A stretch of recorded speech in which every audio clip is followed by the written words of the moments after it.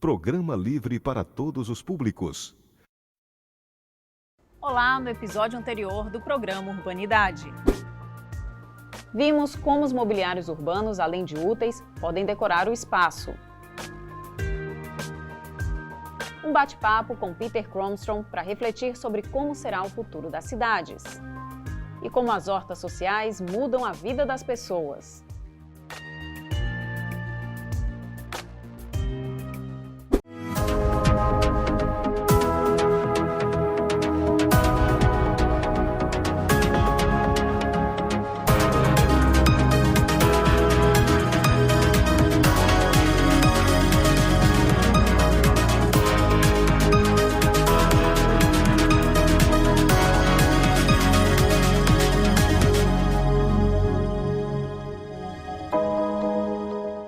Antigamente, a praça era ponto de encontro, não tinha shopping center.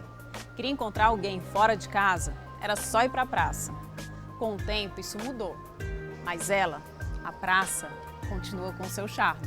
Em Fortaleza, mais de 320 foram adotadas por coletivos de moradores ou associações e empresas.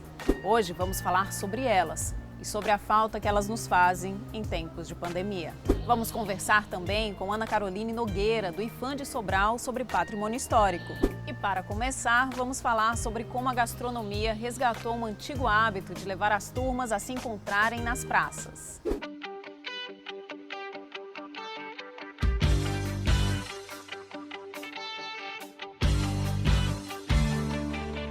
Comer na rua vai muito além do que pagar mais barato pela refeição. Tem aquele momento que a gente ama de convívio social, experiências diferenciadas.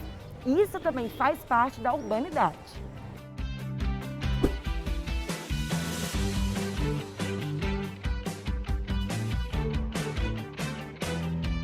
André, o que te atrai na comida de rua, assim, na gastronomia de rua? O que você mais gosta? Bom, eu gosto da diversidade, porque quando você tem várias opções, acaba que sendo mais interessante. Você vai para um local e você prova de tudo um pouco, aí acaba que gostando. Fala um pouquinho pra gente desse momento de encontro que você tem com seus irmãos, enfim, aqui. Sim, a gente sempre se encontra com a família e é bom porque a gente traz cachorro para passear, a gente traz as crianças para se divertir. É um local bastante espaçoso. E esse momento para mim acaba sendo um momento de encontrar a família, de encontrar os amigos, de passear com as crianças. E é isso. Dona Celiene, a senhora já é uma veterana das pracinhas, da culinária de rua, da gastronomia de rua. A senhora tem quantos anos aqui nessa pracinha? Nessa aqui eu tenho uns 5 anos. O que tem diferente, assim? Qual é o gostinho de trabalhar na rua? É gostoso lidar com o público, pessoas maravilhosas, os clientes são pessoas que a gente conquista cada dia. A gente eu tenho uma clientela boa e cada cliente também vai chegando, vai gostando do tempero, da comida, uma comida caseira. E come uma vez e gosta e volta sempre. Então, quem não é cliente, vira cliente. Volta a ser cliente. Comer a minha comida é cliente. Costuma ser cliente. Nós vamos conversar agora com a Eveline de Alencar. Ela é professora de gastronomia da UFC. Ela que fez, inclusive, um livro de gastronomia de rua, não é isso, Eveline? O livro chama-se Fortaleza da Gastronomia de Rua e ele foi uma parceria que nós fizemos com o Centro Cultural Bom Jardim. Eu coordeno um programa de extensão chamado Gastronomia Social e dentro desse programa de extensão nós temos um curso chamado Gastronomia de Rua e esse livro nasceu a partir desse curso. Tá? Então é um livro que tem várias mãos, foi escrito por várias pessoas e eu tive o prazer de coordená-lo. Eveline, como você acha que a gastronomia de rua ela pode impactar na vida das pessoas? Muito, né? Principalmente econômico, né? A gastronomia de rua, ela está viva na cultura do fortalezense, né? Nós temos vários espaços hoje que vivenciamos essa gastronomia de rua, tá?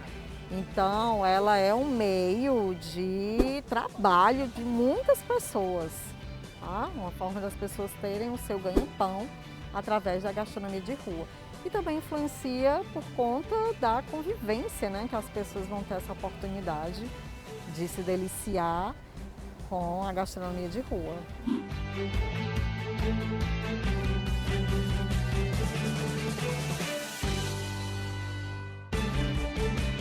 Existe um ponto que também é fundamental na gastronomia de rua: a higiene e o manuseio correto dos alimentos. Uma coisa que eu observei assim na senhora é que a senhora tem todo um cuidado. Usa touquinha, usa as luvas direitinho, tem toda uma higiene, tem que ter um cuidado mais especial ainda, né? Trabalhando na rua. Exatamente. E também na hora de fazer em casa, porque a comida tem que ser, o cliente comer hoje, ele volta amanhã. Então tem que ser uma comida muito bem feita, com todos os cuidados de higiene, que é muito fundamental. Porque o cliente, quando ele vem, ele não precisa só gostar da comida. Ela tem que ser uma comida saudável, certo? Para o cliente não ter problema quando come a comida. Então isso aí a gente tem que ter esse cuidado total com a higiene fundamental. E agora mais reforçado, porque a gente está em época de pandemia, ainda mais, né? Exatamente. Agora tem que ter redobrado cuidado. A gente vai conversar agora com o Sani. Ele abriu um negócio com um amigo dele, o Romário, que é bem diferente. Então quer dizer que você tem uma parceria com outro amigo. E como é que vocês fazem? Quem é que prepara os doces? Bem, nós temos a parceria, né, junto, a gente é sócio e tal, e a minha mulher em casa faz os doces. Quando a gente vem para cá pro lago de sexta a domingo, a gente faz nossos doces aqui para vender para a criançada. Então quem é o público maior, assim? São as crianças? Nosso público maior é as crianças, porque temos doce, né, para todas as idades também, entendeu? Temos para jovens e adultos que passam por aqui, gostam muito da nossa preferência por aqui, deixam até a maioria deixam pagos e vai até comer alguma coisa e no final pega um doce pra gente no final daquele. Aqui na praça você acha de tudo que você gostar, tanto da parte salgada como da parte doce também, e para todas as idades. Qual a importância que você acha que tem para a cidade, esse tipo de gastronomia, que é a gastronomia de rua? Que importância, que relevância que você acha que tem para a zona urbana? Que tem uma grande importância para a cidade, para a zona urbana, entendeu? É diferenciado, a praça tá bem evoluída e faz muito sentido.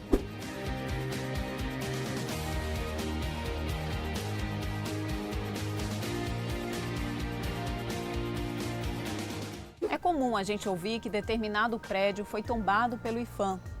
Esse mecanismo que busca proteger o nosso patrimônio histórico e artístico.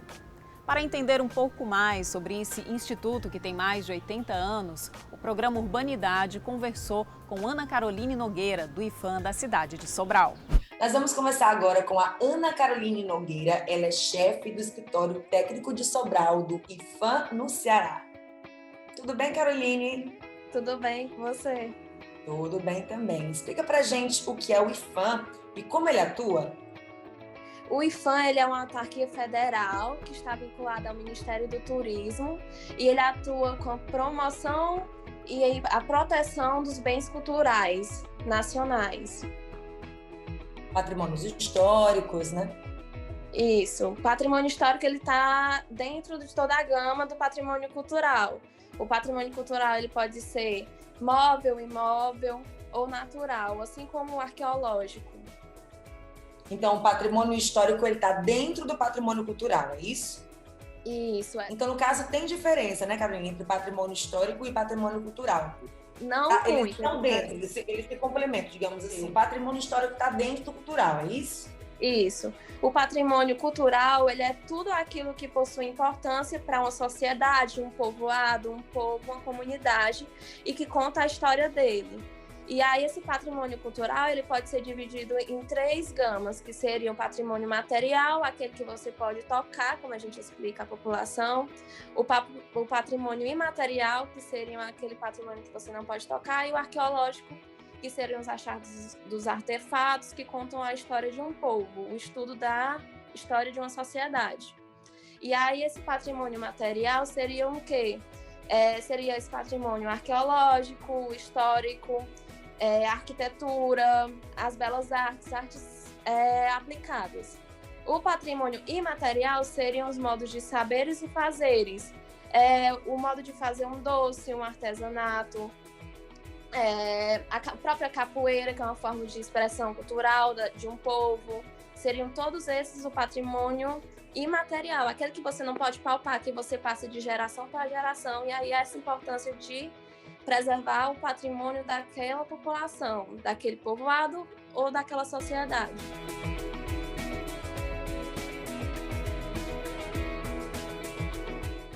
Eu sei que você explicou agora, né, os que a gente pode tocar, digamos assim, os que a gente não pode, né, que tem os históricos, enfim, você explicou. Mas como preservar esse patrimônio, digamos assim, eu como cidadã, como é que eu posso ajudar a dar continuidade a isso, a preservar, seja ele palpável, né, ou não? Essa é uma forma didática de ensinar ao povo o que seria a diferença entre o patrimônio material e o imaterial.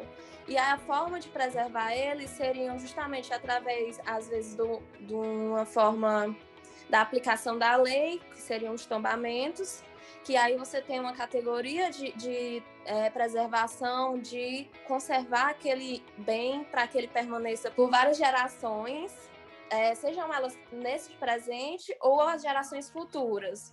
E aí, no caso do patrimônio material, no caso de arquitetura e de outros bens, artefatos, seria o quê? A preservação e conservação daquele bem, no caso de uma edificação, de não promover interferências que descaracterizem a visibilidade daquela arquitetura ou que danifiquem um tipo de artefato. Do patrimônio imaterial seria a inscrição desses saberes e fazeres de forma que você registre de alguma forma para que ele seja passado de geração para geração, assim como aquela sociedade passar aqueles ofícios para as novas gerações. E aí, com isso, não se perder aquele tipo de patrimônio imaterial, que seriam as festividades, o artesanato, uma forma de fazer um doce, no caso de Sobral, os fardes, que são bastante conhecidos na cultura local, que seriam um doce português. O conjunto arquitetônico e urbanístico de Sobral, inclusive,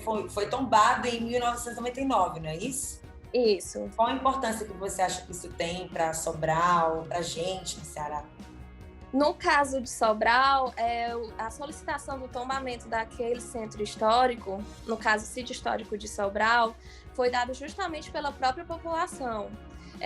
Alguns imóveis haviam sendo descaracterizados e, principalmente, um imóvel que é bastante imponente na cidade, estava sendo demolido. E aí a própria população se moveu a fazer um abaixo-assinado, solicitar, no caso, ao IPHAN, o tombamento federal daquela área.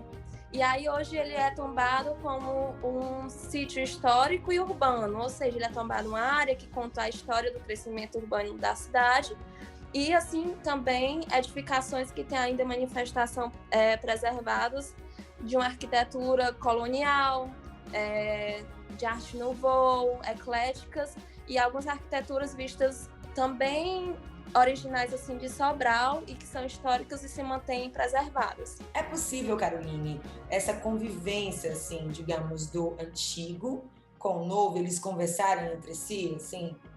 É totalmente possível, contanto que o que está surgindo agora, que seria o novo, ele seja executado e analisado previamente até pelo órgão, que no caso é o IPHAN, contanto que ele não promova nenhum tipo de intervenção que se sobreponha à importância que tem daquele bem que é histórico, que está próximo, talvez, àquela edificação que vai ser construída e que seja nova.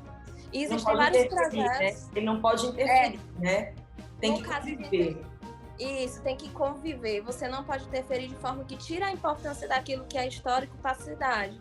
Mas ele pode sim existir naquele contexto, daquela ambiência do sítio histórico. Ok, Caroline, muito obrigada pelo papo com você, foi muito bom. Até a próxima, tá? Obrigada a você. Obrigada. A gente faz uma rápida pausa, programa Urbanidade volta já.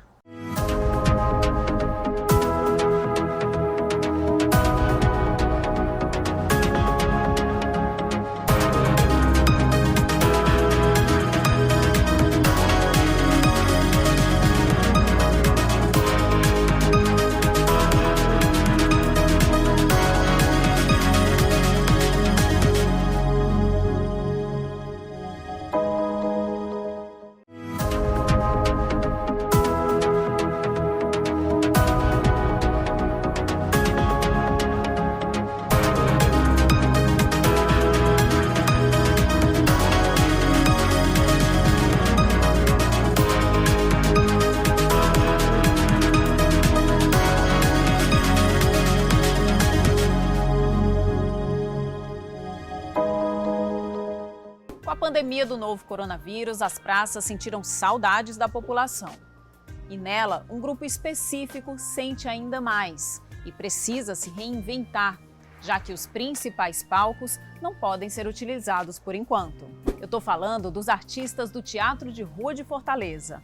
Eles conversaram com a gente sobre a importância desse tipo de teatro para a ocupação de espaços e para a cultura da cidade. E também sobre a reinvenção do fazer artístico sem ela. O teatro de rua tem um potencial transformador dos espaços urbanos. Provoca movimento, contato e reflexão. Eu converso agora com a Vanessa Gomes, que é atriz e pesquisadora de teatro, especialista, né? Vai falar pra gente o que é o teatro de rua. Um prazer estar aqui com você, Marina. Obrigada pelo convite. Bem, vamos lá para esse desafio de falar sobre o que é teatro de rua, né? Na verdade, existem vários teatros de rua. Então, não existe só uma forma de fazer teatro de rua. Teatro de rua é uma elaboração, né, que você pode fazer pesquisas, investigações estéticas, intervenções no espaço aberto, no espaço da cidade. Então, eu desenvolvo pesquisas nesse campo já há algum tempo, e, no caso, junto ao Grupo Teatro de Caretas, que é o grupo que eu trabalho há 22 anos, mas antes disso também já trabalhava com ações de rua. E, nesse caso, a investigação do teatro de rua é essa, é como você criar frestas poéticas na cidade, habitar a cidade, interromper fluxos e criar novas formas de olhar para a cidade. No caso do Teatro de Caretas, né, que existe desde 1998, né, vocês criaram esse grupo, ele tem uma relação muito forte com as manifestações tradicionais. Explica para a gente como essas manifestações e como elas se relacionam com a cidade. Bem, o Grupo Teatro de Caretas ele foi criado em 98 por 4 pessoas, pela Samia Bittencourt, pelo Non Sobrinho, Galba Nogueira e eu, Vanécia. E nós criamos esse grupo quando nós trabalhávamos no teatro junto com o Oswald Barroso, que é um pesquisador renomado aqui do Ceará, reconhecido no Brasil inteiro, como um pesquisador atuante nesse campo da investigação da correlação entre as manifestações tradicionais populares e o teatro, a cena teatral. E nesse período a gente trabalhava já com ele. Eu comecei a trabalhar com o Oswald, no caso, em 92, eu já fazia as pesquisas e trabalhos de teatro. E quando o grupo surge, ele surge envolvido com essas questões relacionadas às referências das manifestações. Nós trabalhamos com outras pontuações também, né? Relacionadas à memória, à política, à performance, mas a investigação sobre as manifestações tradicionais, elas têm eco no nosso trabalho, porque nós reconhecemos os mestres e as mestras como fundadores e alimentadores de uma forma de fazer arte, que congrega a arte juntando diversas linguagens. Hoje a gente tem diversos avanços nesse pensamento, de compreender que essas manifestações são retratos, recortes, mas que também são espaços de pesquisa performativo, então da arte mais atual, que é entender o que é a performance do corpo, da fala, da música, tudo isso a partir do corpo. Porque se tem um elemento interessante dessas referências que a gente busca, é a atuação do brincante, é o corpo desse ator, como é que ele se forma, desse ator e dessa atriz, como é que se forma, como é que aciona os elementos de presentificação.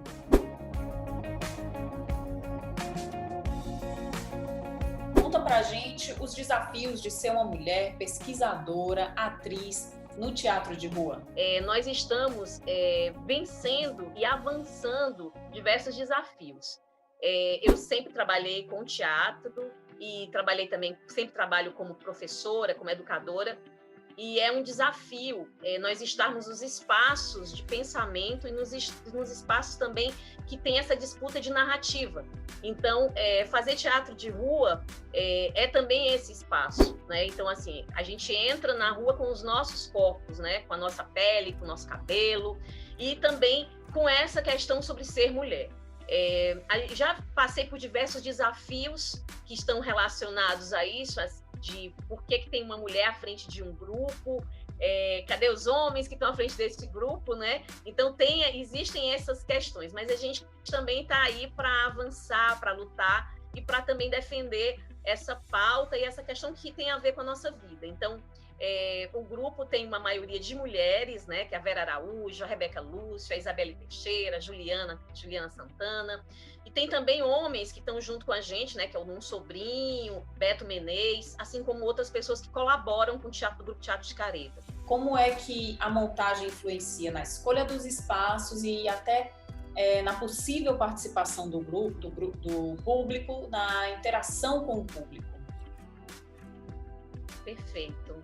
Muito boa essa pergunta, porque o espaço da rua, ele faz exatamente isso que você fala, que é a aproximação. A rua é um espaço onde você não organiza quem vai ficar assistindo o seu espetáculo.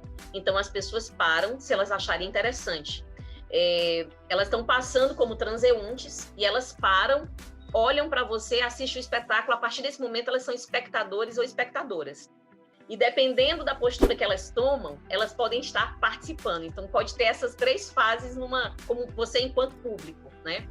Quando a gente pensa em um espetáculo, a gente pensa que nós precisamos estar afetados para afetar as pessoas que vão estar ali naquele espaço urbano.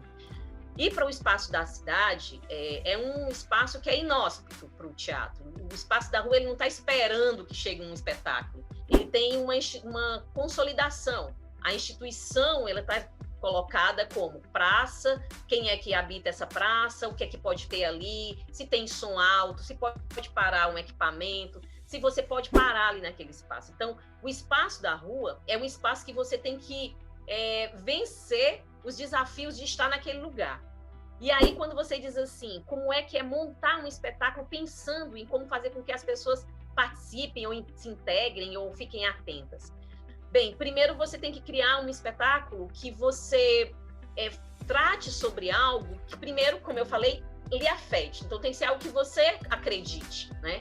E também pensar sobre o que você vai mobilizar as pessoas. Então, é essa a lógica que a gente usa também. Então, a gente busca criar potências para os espaços da arte, para o que a gente mobiliza também como artistas, então participando de políticas públicas, participando de movimentos populares, mas com esse sentido, de que a gente está aí com esse intuito também de se transformar, de nos melhorarmos como pessoas e como atuantes em sociedade também.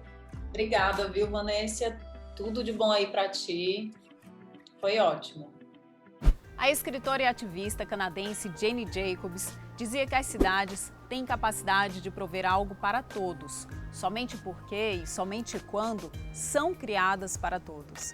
Que em breve todos possam ocupar as praças, as ruas, quando for mais seguro para a nossa saúde. Enquanto isso, esperamos. E eu espero você no próximo programa Urbanidade. Até lá!